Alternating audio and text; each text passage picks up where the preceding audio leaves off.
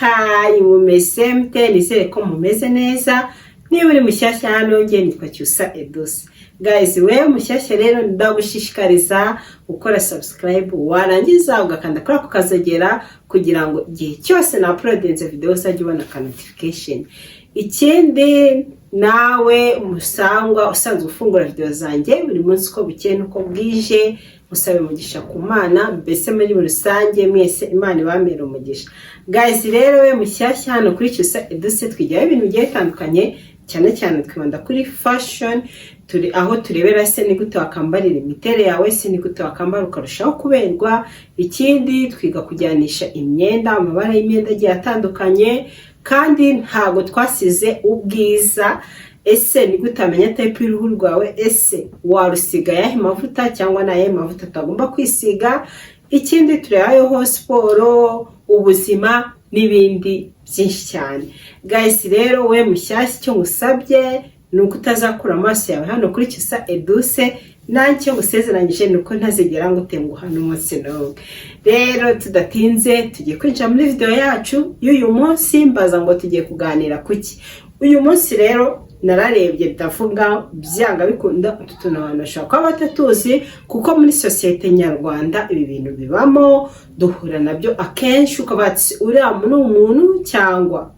Rero uyu munsi tugiye kuganira ibintu by'ingenzi ariko byibuza umukobwa cyangwa umudamu yakagombye kuba akora kugira ngo arusheho kugira igikundiro mu bantu. Kuko turabizi ko hari umuntu uhura nawe ukabona yarakaye, ahora arakaye abantu bose bakamutinya. Hari no muhura kubera ukuntu ateye, bitewe nuko yakwakiriye, bitewe nuko yagufashe, cyangwa bitewe n'ibyo wamubonyemo ukumva uramukunze. Ariko wahura n'umuntu bwa mbere cyangwa ikindi gihe ukabona rwose si umukunze, katate bya bindi byacu nyine wate po amaraso yanjye naye ntabwo bikorana. Rero ibyo nibyo tugiye kureba, ibintu by'ingenzi ugomba kwitaho nimba uri umudamu cyangwa uri umukobwa, kugira ngo urusheho kugira igikundiro, kugira ngo urusheho gukundwa n'abantu. Ko turabizi ntitujye kure, ntitujye kwijijisha. Hari abantu badakundwa n'abantu, ukabona umuntu bwa mbere ukabona uramwanze neza. Ahanini cyane bitewe na service umusanzemo, bitewe nawe umusanze, bitewe n'icyo umubajije, ugasanga umuntu wanamubaza ikintu akakwihorera, cyangwa ugasanga muri kugendana ahantu nko muri bisi n'urugero, umva acecetse yarakaye, ukagira ngo wenda n'urugero ibyamubayeho nawe nyine byamubayeho nawe wabigizemo uruhare. Rero ibi bintu bitanu nubyitaho pe, ahantu hose uzakandagira umuntu wese azifuza kuganira nawe, umuntu wese azifuza kumva igitekerezo cyawe, buri wese azumva azifuza kumva ikintu kikuvamo bitewe nuko witwaye. Rero ikintu cya mbere ugomba kwitaho ni smiling, guseka.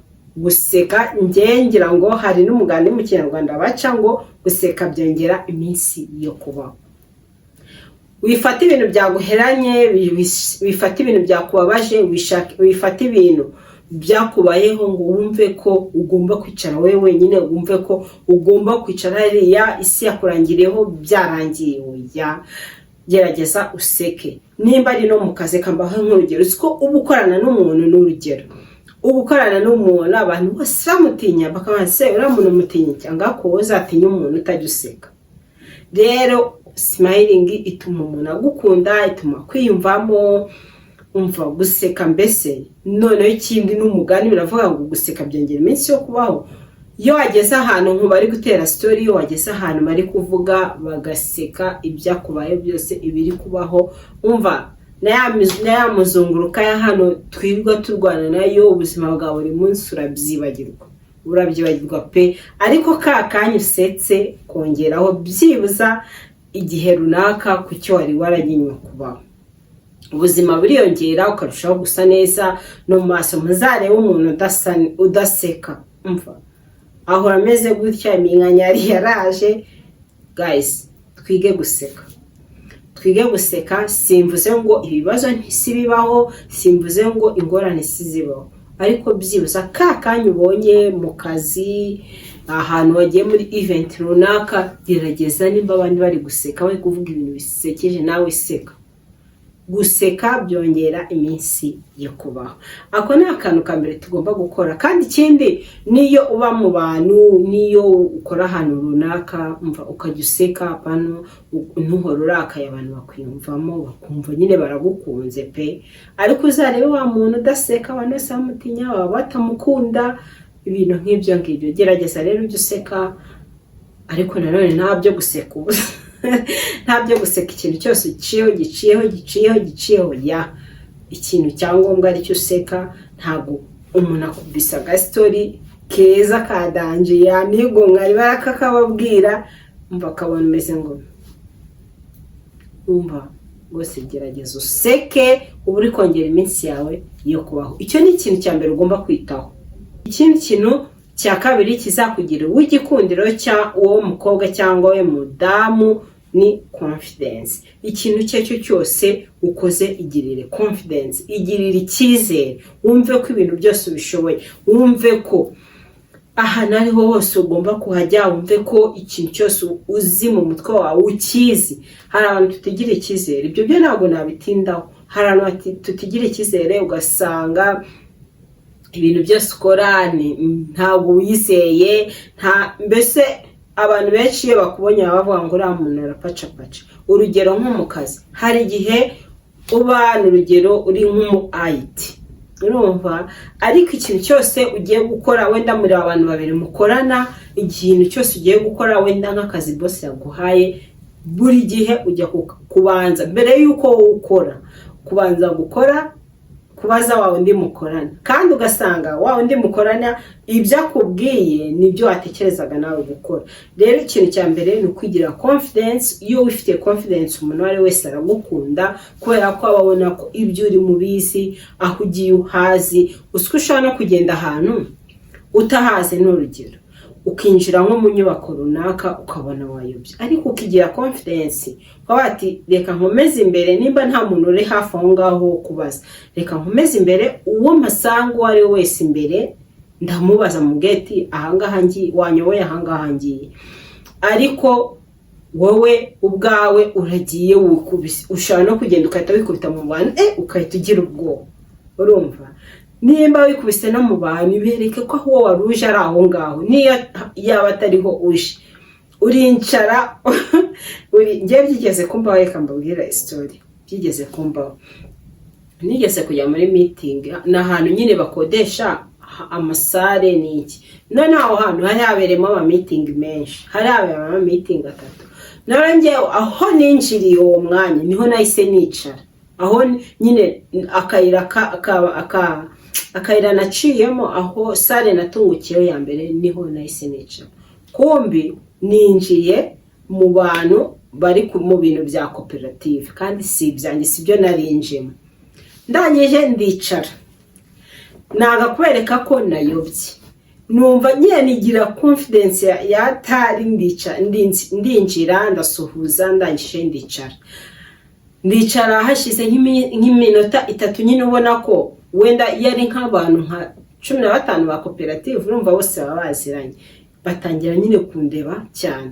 Ndagije intamaguruka n'abati sorry narinje mu nama yangaha ndabona nayobye, murakoze cyane. So kafite confidence, nongera nyine ninjira muri meeting yanjye aho yari iri kubera. Ariko hari umuntu wakikubita nko muri abana, akabona atabaza, umva akahita agira ubwoba, akahita biri byunzwe mu ntoki, ukabona arahindutse. Muri rusange wowe igirire confidence. Iyo ufite confidence, nta muntu n'uyu n'umwe utagukunda, ntawe pe, ntawe. Rero confidence, icyizere, kwizera mu bintu byawe byose, no mu byo uvuga ukumva urizeye, ukumva wihagazeho, mbese muri rusange ibyo ngibyo bizagufasha gukundwa, kuba uwigikundiro ku bantu. Guys, rero icyo ni ikintu cya kabiri cyagufasha kuba uwigikundiro cyangwa gukundwa muri societe nyarwanda cyangwa muri societe muri rusange. Ikintu cya gatatu cyagufasha gukundwa ni ibyishimo, happiness. Ibyishimo, guhora nyine wishimye, guhora wumva ufite courage. Burya iyo umuntu yishimye aba afite na courage. Iyo wishimye uba wumva mbese n'umuntu wari wese ugira ntago kurakara ntago kubabara bizatuma umuntu ari wese. Kandi ikindi si ngombwa ko iyo wababaye mu rugo, si ngombwa ko iyo wababaye wowe ku giti cyawe, umuntu ari wese hariya ku kazi, aho ucururiza, aho ukorera, ari ngombwa ko abibona. Wowe sohoka mu rugo wishimye umeze neza, ndabizi ko nta muntu n'umwe uzagucishamo ijisho.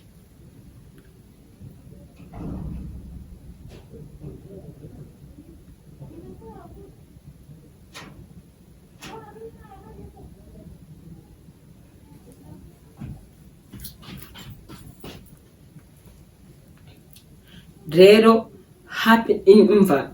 ibyishimo pe, ndabizi ko iyo wishimye abantu bose babona, nyine naho uri bo abantu bose baba bishimye. Ariko iyo warakaye nawe wararakara ugasanga none hari umuntu ukunda kurakara buri munsi, ukabona yarakaye, ukabona ntashaka kuvugisha abantu, ntashaka guseka, ikintu cyo cyose ugasanga abantu bose barakwibazaho n'iki. Ikintu cya mbere kizatuma ubaho kwisi ukunzwe, gerageza bya bibazo byawe bikubemo indani, wibyereka buri wese, wibyereka rubanda, wibyereka uwo mukorana, wigira utoya. Gerageza useke, ahubwo nugera muri yanzu yawe ahubwo no kwishima. Iyo wishimye nawe ubwawe uba wumva mu mutima wawe hari ikintu kiri kugenda, hari iki. Ariko iyo wababaye wumva ise wayishe, wumva wayanze, wumva wiyanze, wumva ni hahandi na depression itangira kuzamuka, ukumva utangiye kwiyanga wowe ubwawe ku giti cyawe. Gerageza rero wishime, ndabizi ko uzaba uw'igikundiro muri sosiyete nyarwanda cyangwa muri sosiyete iyo ariyo yose urimo. Kandi ndabizi ko iyo umuntu adakunzwe, iyo umuntu yanzwe n'abantu babana, n'aho bakorana, n'ahandi hariho hose, nawe ubwawe wumva nta mahoro ufite, ntayo pe, ntayo. Rero gerageza wishime uko byagenda kose pe. Ibibazo turabihorana, duhora duhangayitse dushaka imibereho, rimwe na rimwe ntituyibone, ariko tujye tunyuzamo tunishime.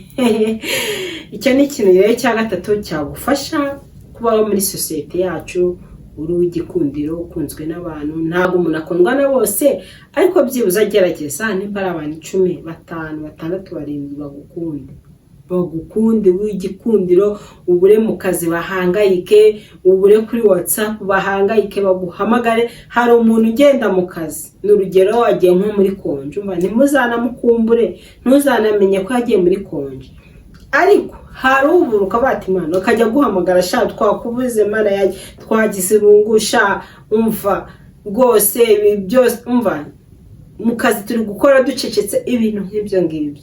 Rero icyo gihe ubukunzwe, ariko nanone nyine gukundwa no gusetsa abantu, no guseka, no kugira icyizere, hazamo na discipline wowe ubwawe kwiyubaha, kugira ngo niba ari wese akubaha. Hari umuntu usetsa muri rusange, ariko umuntu ari wese akamwubaha. Hari n'usetsa ahageze hose n'iki, ugasanga umuntu wese yamuzeyuka, ugasanga umuntu wese yamufata uko atari. Oya, ugomba kubikora mu cyahenge, ugomba kubikora neza. Ntago guseka ari kugenda ngo iri guseka, oya, seka muri discipline kandi useke igihe cya nyacyo. Guys, rero ibyo ni ibintu byagufasha kugira ute gukundwa muri sosiyete yacu turimo. Ikindi kintu cya kane cyagufasha gukundwa, kuba uw'igikundiro, mbese kuba umudamu cyangwa umukobwa w'igikundiro muri iyi sosiyete yacu, ni ukugira creativity, nyine ni ukugira udushya, guhora ufite udushya muri rusange. N'urugero, reka wenda tuvuge nko ku myambarire. Urugero, nashyizeho nambaye ishati, ejo ndongeye nambaye ishati irimo blefons na brassiere, ejo iyi pantaro nambaye nshyizeho brassiere gusa, ntasizeho ishati, cyangwa nshyizeho umukara, kandi ni ipantaro imwe. Urumva ko uba ufite ka creativity y'uzi kuvuga ngo iyi pantaro nzashyiraho ibi n'ibi.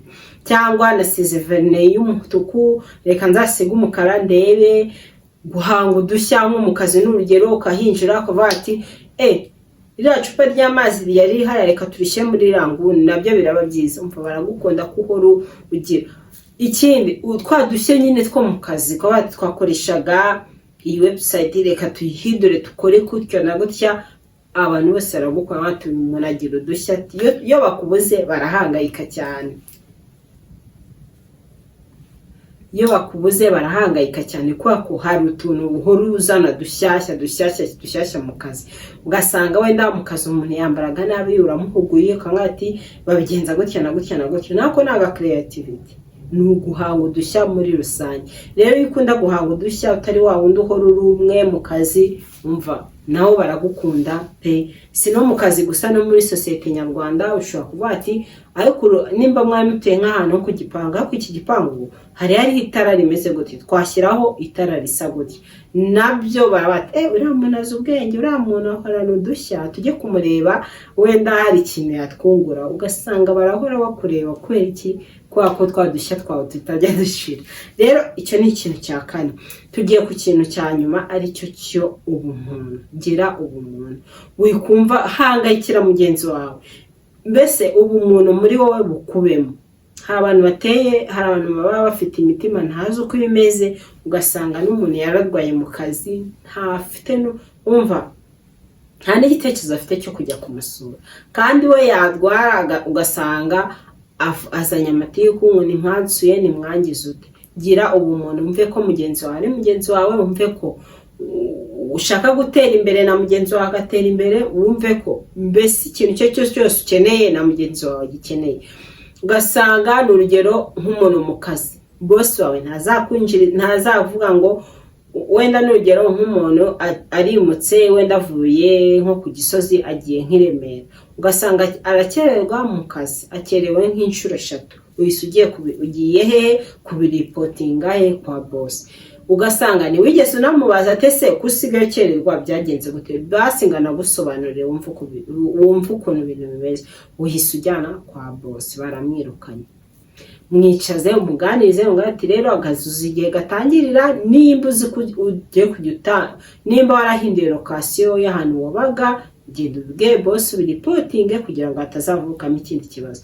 Cyangwa ikindi kintu kijya kiba mu kazi, ugasanga urashaka kwirukanisha mugenzi wawe kubera bifu mufitanye, kubera wenda ishyari umufitiye bitewe na post afite.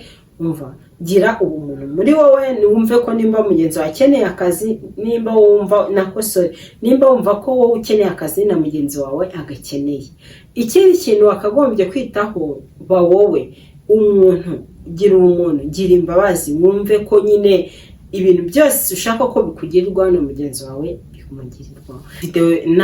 Video y'uyu munsi irangiriye, tunababwiraga kugira tumenye hari umuntu nyine muri rusange uhora ababaye, udashobora guseka, udashobora kwishimana na bagenzi be, utigiriye icyizere. Rero iyo nzanye nk'utu tuntu 5 uricara ukisuzuma ukabate se ibi bintu mbese mbayeho gute muri societe nyarwanda, abantu bamfata gute, abantu barahangayika iyo nabuze, abantu mbese nawe ubwawe ukisuzuma ukareba. Iyo usanze hari akantu kamwe kagutsinda uragakosora, pfa kuba wakamenya.